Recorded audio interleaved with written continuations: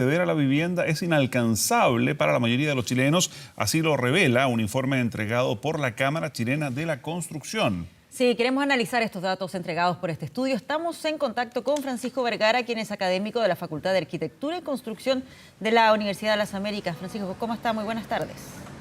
Hola Patricia, hola Mauricio, muy buenas tardes. Primero me gustaría conocer su opinión sobre este estudio. Es hecho por la Cámara Chilena de la Construcción. Analizaron cómo han ido aumentando los precios de las viviendas en comparación con los ingresos familiares. Es así que se llega a esta conclusión. Se dice que acceder a una vivienda se ha vuelto algo severamente no alcanzable. ¿Comparte esa conclusión? O sea, severamente no alcanzable, es decir, inalcanzable, ¿cierto? Más o menos lo mismo. Efectivamente, nosotros tenemos datos que coinciden con lo que está planteando la Cámara Chilena de la Construcción. Lo hemos publicado, lo hemos presentado en CIPER y en otros medios también de comunicación.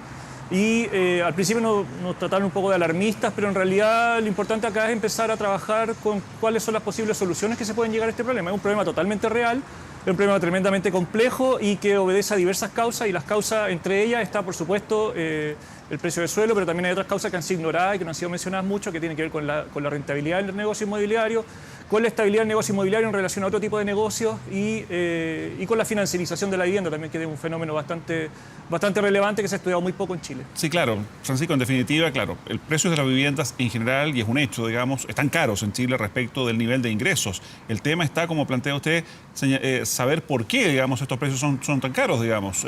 Y una de las alternativas, efectivamente, es el precio del suelo, pero también ustedes apuntan al nivel de utilidades, de márgenes de ganancia que están teniendo las constructoras, ¿no? Totalmente. Las constructoras no, las inmobiliarias. Perdón, las inmobiliarias, sí. Sí, las constructoras tienen otra lógica productiva en relación a las inmobiliarias. Las inmobiliarias tienen un rol mucho más orientado a la renta, mientras que las constructoras se orientan mucho más a la producción. Lo interesante que nosotros hemos descubierto es que si bien en el año 2010-2009, la incidencia del precio del suelo era bastante fuerte a la hora de configurar el precio de la vivienda, hoy en día el precio del suelo es incidente también, pero mucho más incidente las utilidades que pueden generar las empresas por los proyectos inmobiliarios. Y además en eso también entra a talar la entrada de nuevos actores al mundo inmobiliario, que tiene que ver con entidades bancarias, entidades financieras, fondos de inversión, que no tienen un objetivo de producir vivienda, sino que tienen un objetivo de producir renta. Y en ese cambio de objetivo en el negocio productivo, claramente se genera una nueva forma de enfrentar el negocio, que tiene que ver con aumentar las ganancias y no necesariamente, por ejemplo, mejorar la calidad de la vivienda producida o asegurar la provisión de vivienda. Cambian los objetivos del negocio inmobiliario y con eso también, los que terminan pagando esto son las clases que tienen menos capacidad de poder, menos poder de pago para poder acceder a la vivienda. Es un problema bastante importante. Claro, desde esa perspectiva y lo que está describiendo, ¿se puede también aquí estar observando un fenómeno de burbuja inmobiliaria? Podría ser, efectivamente. Hay una publicación que va a salir este año, este año de hecho ya está aceptada por una revista de alto prestigio a nivel internacional, que está compuesta por varios académicos de diferentes naciones que estudiaron el caso de Santiago de Chile, y ellos están hablando de la existencia de lo que se conoce como una burbuja racional. ¿Qué es una burbuja racional? Básicamente que los precios de la vivienda se están fijando en base a las expectativas de ganancia o a las expectativas de que este precio de la vivienda va a seguir subiendo en el futuro, y no en relación a sus fundamentales. Sus fundamentales son, por ejemplo, precio de suelo, la capacidad de pago de los hogares, el costo de la construcción, el costo de los estudios de desarrollo inmobiliario. Todo eso tenemos, por ejemplo, para ponerlo bien gráfico, si la línea de esos precios se mueve así, el precio de la vivienda se mueve así. Se empieza a separar de sus fundamentales, y en esa separación se produce lo que se conoce como burbuja, que en el fondo la burbuja es aire que existe entre la variable económica y el precio real de las cosas. Ahora, detrás de este informe que entrega la Cámara Chilena de la Construcción, más allá de entregar los datos, de hacerlos públicos, ¿ustedes ven alguna intencionalidad? Eventualmente el señalar, digamos, que el precio de las viviendas es inalcanzable para obtener algún otro tipo de beneficio.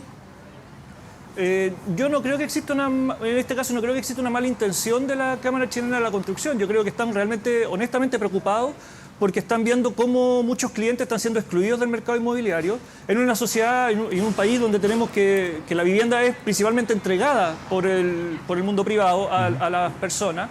Y eso genera otro problema, y ellos yo creo que también están muy preocupados porque están viendo que que no están pudiendo llegar a soluciones que sean para todos. Y eso, más allá de lo que uno pueda pensar o no de la Cámara Chilena de la Construcción, yo creo que es una preocupación honesta de su parte y espero que también estén preocupados también por buscar soluciones que seguramente no van a ser muy cómodas para los que son socios de la Cámara Chilena de la Ya, Construcción. pero el precio hacia dónde apunta justamente eso, digamos.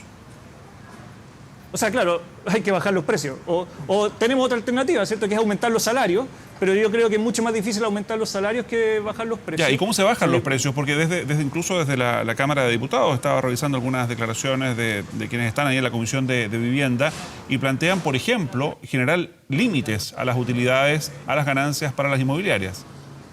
Existen infinidad de mecanismos que permiten hacer que el Estado o el ente regulador o lo público, por decirlo así, participe de la configuración del precio. Uno de ellos es, por ejemplo, que el Estado tenga vivienda. Esto ocurre, para poner un caso bien concreto, esto ocurre en Viena. Viena es hoy en día la mejor ciudad del mundo para vivir, según varios rankings, y en Viena cerca del 62% de la vivienda es pública. ¿Qué quiere decir que es pública? Que el municipio de Viena es el propietario de la vivienda y ellos arriendan a un precio que ellos fijan año a año dependiendo de las variables de la capacidad de pago de los hogares. El 60%. Entonces, el resto de la vivienda que se produce la desarrolla principalmente el mundo privado, pero tiene que entrar a competir en precios contra ese precio que fija la municipalidad de turno. Yo creo que en Chile sería muy difícil que eso se genere de forma rápida, pero sí sería interesante avanzar de forma más agresiva hacia iniciativas de ese tipo, como por ejemplo lo que está pasando en Las Condes, o lo que está pasando hace un rato también en Recoleta y en otras ciudades donde las municipalidades tienen derecho a tener inmuebles y teniendo inmuebles pueden explotarlos en esta lógica, ¿cierto?, de servicio social. Sí, ¿qué le parece cuando desde el sector inmobiliario se plantea como uno de los factores que podría incidir en esto las restricciones que se establecen en algunas zonas? Por ejemplo, el tamaño de los edificios, cuántos pisos, que ese tipo de restricciones podrían estar influyendo en la cantidad de oferta y finalmente elevando los precios.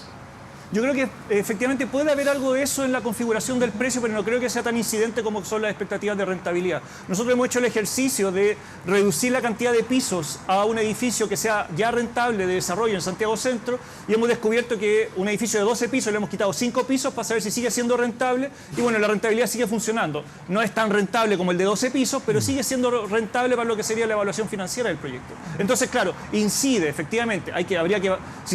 Si por ejemplo a un edificio se le quitan 5 pisos, efectivamente la vivienda va a tener que aumentar de valor para cumplir con las expectativas que tenía el inmobiliario inicialmente de desarrollar un proyecto que sea rentable, pero no es cierto que, que las restricciones necesariamente son el principal factor que va afectando el precio de la vivienda, ni tampoco la disponibilidad. Tenemos una sociedad, desde el año 2000 hasta hoy, se han producido 2.300.000 unidades de vivienda y el déficit sigue siendo de 500.000 unidades de vivienda. O sea, hay un problema de distribución del acceso a la vivienda que es lo que a nosotros más nos preocupa. Y una última cosa, Francisco, ¿qué pasa aquí con las reglas del mercado? Porque uno podría pensar, no sé, en la medida que hay muchas inmobiliarias, mucha oferta, podría haber más competencia y a través de la competencia podrían bajar los precios. ¿Por qué eso no ocurre?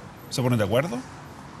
A ver, es otro fenómeno bastante difícil de mapear porque tenemos un problema macro que tiene que ver con la transparencia de datos en el mercado de la vivienda, que no existe una transparencia de datos. Entonces, para construir y comprender cómo se estructura el mercado de la vivienda hay que entrar a hacer trabajo arqueológico, que es lo que hemos estado haciendo nosotros, en archivos del Conservador de Bienes Raíces, de ir al Archivo Nacional a buscar el historial de precio de la vivienda, de hacer una reconstrucción histórica. O sea, hay que levantar muchos datos para entender más o menos cómo se configura. Hay una publicación de un profesor de economía que se llama Miguel Vargas que dice que lo que ocurre en Chile es que existe una colusión tácita. La colusión tácita no es que un inmobiliario llama al otro para ponerse de acuerdo con el precio de la vivienda, sino que tiene que ver con ciertos factores que empiezan a condicionar que los precios empiecen a parecer mucho entre sí. Es decir, no hay una corrupción, por decirlo así, pero sí hay una especie de perseguir el precio del mercado y en perseguir el precio del mercado no se mejora la oferta porque no hay nuevos precios que entren a competir para bajar los precios. Entonces, en esa lógica también hay... Es difícil llegar a una solución rápida. Aquí la única solución va a ser totalmente... O sea, vamos a tener que construir una solución entre varias alternativas y ver cómo avanzamos hacia lograr que esos 500.000 unidades de déficit que tenemos hoy en día y que tenemos desde el año 98 se empiecen a bajar. Muy bien, Francisco Vergara, académico de la Facultad de Arquitectura y Construcción de la Universidad de las Américas. Muchas gracias por esta entrevista. Buenas tardes. Gracias, chau.